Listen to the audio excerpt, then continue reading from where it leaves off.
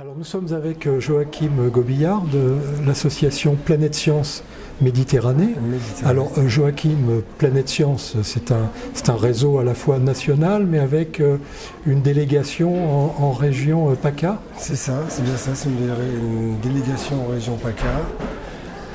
Une association qui a actuellement donc son siège à Grasse et une antenne dans le Var, une antenne dans les Bouches-du-Rhône. Et actuellement une quinzaine d'employés. Donc avec un projet qui est centré sur la vulgarisation scientifique et technique, sur l'éducation populaire à la culture scientifique et technique. Un projet éducatif qui regroupe l'association sur effectivement l'animation scientifique en direction de nombreux publics, que ce soit des scolaires, du loisir, du grand public, avec cette vocation de sensibilisation aux sciences et surtout de démarche scientifique et de pédagogie de projet.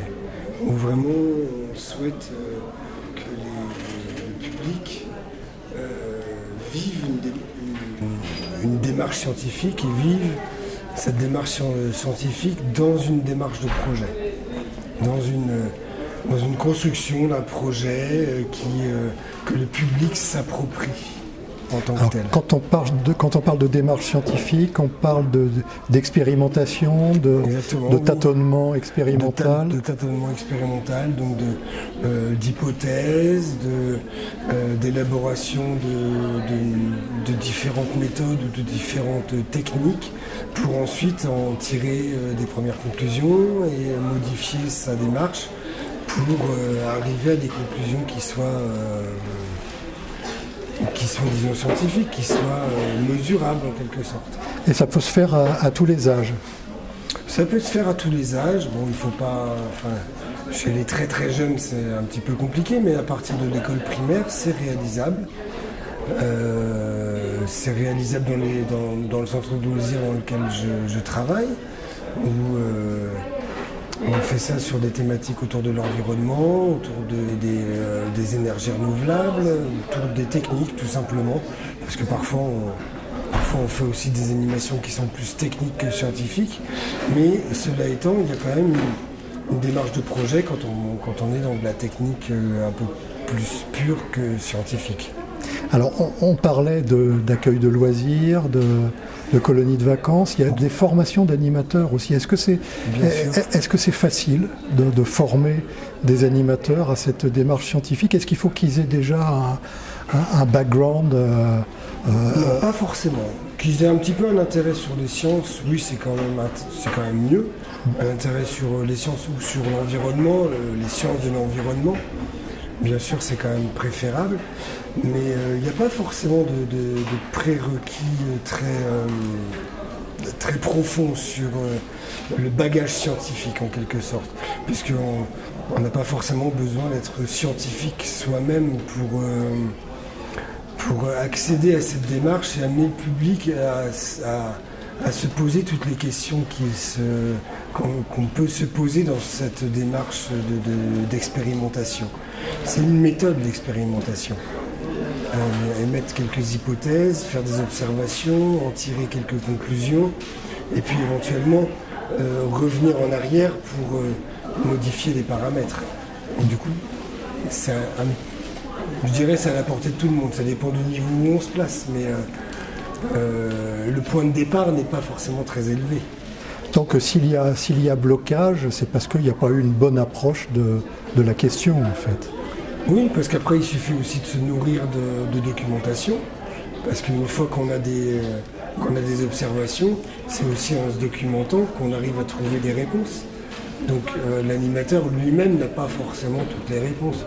Il est bon qu'il travaille sa question, bien entendu, parce que comme tout bon animateur qui prépare une animation, il prépare son animation, donc il se documente. Donc il cherche des documentations aussi à fournir à son public. Une fois qu'on a tout ça réuni, on peut faire de l'animation scientifique. Alors Joachim, vous êtes en train au niveau de Planète Science Méditerranée à réfléchir à une implantation dans le 04, à travailler en tout cas sur une étude des besoins sur le département. Alors, est-ce qu'il y a de vrais besoins? Où en êtes-vous de votre réflexion là-dessus? Je reçois effectivement un besoin, une demande, une envie de pratiquement toutes les personnes que j'ai rencontrées, donc qu'ils soient acteurs de l'animation socioculturelle, je dirais, des structures d'animation socioculturelle, des communautés de communes ou pays ou des mairies, effectivement, il y a un besoin qui est exprimé de faire venir l'animation scientifique. Donc ça, ce besoin, il est clairement exprimé. Il y a une envie de voir ce développement se produire. Mon inquiétude est plus sur le côté, est-ce qu'il y a les moyens de le faire, les moyens financiers de le faire. Et au jour d'aujourd'hui, je pense que le contexte n'est pas forcément très favorable dans ce sens-là.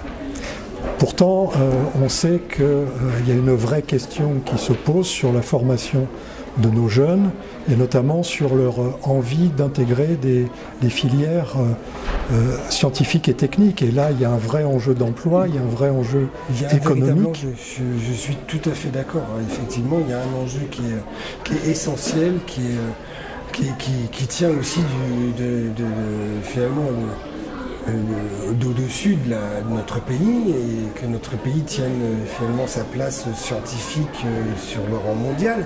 Donc effectivement, il y a un enjeu qui est très très fort. Après, est-ce qu'aujourd'hui on est prêt à donner les moyens aux socioculturels, à la... comment dire...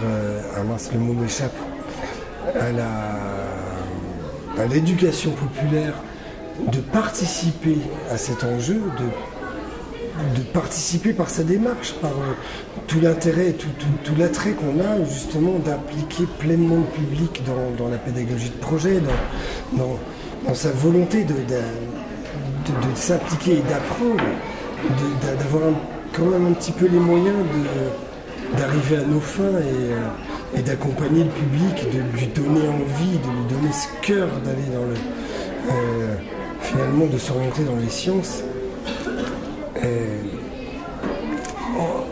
Au jour d'aujourd'hui, j'ai un petit doute. Je crois que c'est encore possible, bien entendu.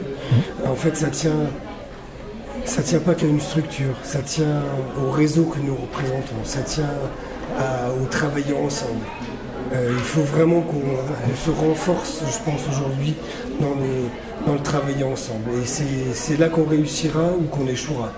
Si on ne peut pas travailler ensemble, je pense qu'on n'y arrivera pas. Par contre, si on travaille ensemble, on réussira à soutenir, on réussira à mener à bien cette mission qui est la nôtre d'éducation populaire. Merci Joachim.